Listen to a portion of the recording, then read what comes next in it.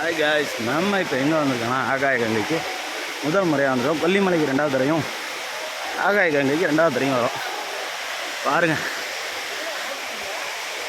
பசங்க எல்லாம் குளிக்க படம் எடுத்து வந்துட்டு தான். கிட்டத்தட்ட 950 படிக்கட்டு இறங்கியாச்சு. அருவியும் நெருங்கியாச்சு.